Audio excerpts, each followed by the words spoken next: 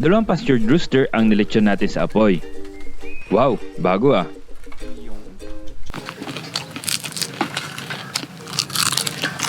Actually hindi, aksidente lang na nangyari. Anyway, samahan nyo pa rin ako. Tara. Yun. Ito ang ating mga tandang. Excited pa silang sumalubong sa akin. Pero, pipili tayo ng mataba na ating ipaprocess.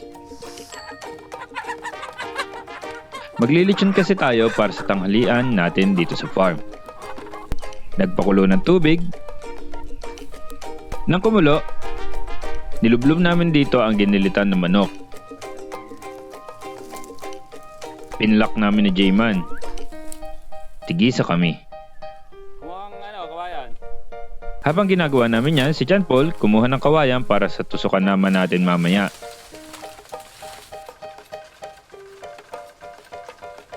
Sinalaban ng manok para masunog ang mga maliliit na balahibo. Tapos nilinis namin ni J-Man yan. Napalaban na naman ang butchering skills natin.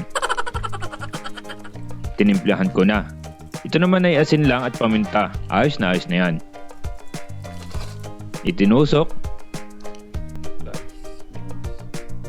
Tinalian para hindi umikot. Yes. Amin lang naman yan kaya laban na yung alambre. Nilagay ko rin sa loob ang mga lamang loob ng manok para sama-sama ng pagkaluto nito. Si Jampol naman, sinindihan na ang uling. Kaso, basa ang nabili pala. Hirapang umapoy.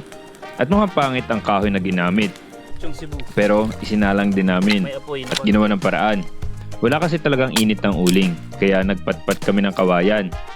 Inapoyan ang aming manok. Hindi ko alam ang kalalabasan, pero ang goal ay maluto ang manok. Yan na nga, umapoy na. Bahala na si Batman.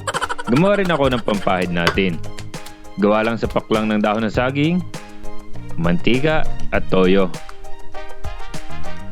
Medyo nalit ang pahid namin ng mantika kaya lumobo ang balat at lumutong. Uminit din naman yung uling. It turns out, kaya pala ganun siya kanina. Basa yung uling at saka medyo hilaw yung pagkuuling niya. So nung naapoyan namin ang gamit ang patpat, naging okay naman. Kaya tinuloy-tuloy na namin ang paggagatong. Tuloy-tuloy din ang pagpapahid para gumanda naman ang luto. In fairness, gumanda naman ang itsura. Wala lang kaming thermometer kaya tensiometer lang kung luto na ba. Pagkatapos ng halos 1.5 oras, mukhang luto na. Gutom na rin eh. Kaya laban na. Nakatulog na nga si John Paul eh. Kaya na. Cool. Nilagay namin sa plato. Mukha lang siya sunog pero hindi naman. Kanya-kanya na sandok ng kanin. Hinila ang binti.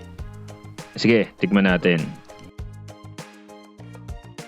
Ayos naman, hindi mapait. Okay din ang lasa. Nakatsamba pa nga. Malutong pa ang balat. Hindi mapait. Yun oh, lagutok naman eh. Wala nang pansinan, kanya-kanya na muna. Tumbal lang namin itong manok na to. Yun lang, peace.